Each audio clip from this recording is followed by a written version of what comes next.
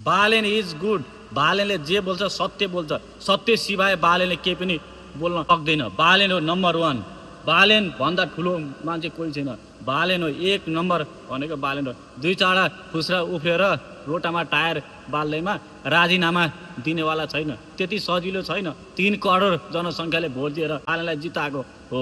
Balen number 1 Balen हो। Tyre बाला जेसुकै गर, जेसुकै रोइला गर, राजीनामा दिनेवाला छैन। हामीले चुज गरिसकेको 5 वर्षको लागि हामीले ग्यारेन्टी साथ दिएर बालेनलाई संसदमा पठाएको, मन्त्री बनाएको हो। 2 चाडा फुस्रा उफ्रिएको भरे केही पनि हुनेवाला छैन। त्यस्ता सानोतिनो झै झगडा त हुन्छ, सहन सक्नुपर्छ, सहन सक्छ। बालेनले उडाइदिन्छ। बालेन हो बालेन। एमाले काङ्ग्रेस माओवादी खावादी उफ्रिएको भरले केही पनि हुँदैन। डग मगिँदैन हाम्रो बालेन। बालेन जिन्दाबाद हो कि। बालेनले उडाइदिन्छ। त्यस्ता सानोतिनो त भइहाल्छ नि, भएकै कुरा हो के। अहिले मात्रै भएको हो र पहिलादेखिको थिएन र? एमाले काङ्ग्रेसले बेचेर खाएका हो। खाएकै हो। सबै यिनीहरू मिलेर देश बेचेर खाएका हो।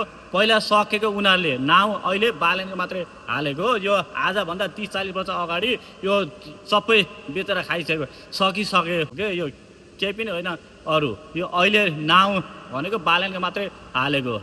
पहिला नै बेचेर खाइसकेको, खाएर भुँडी फुटाइसकेको हो। अहिले टायर बालेर उफ्रेर के गर्छौ?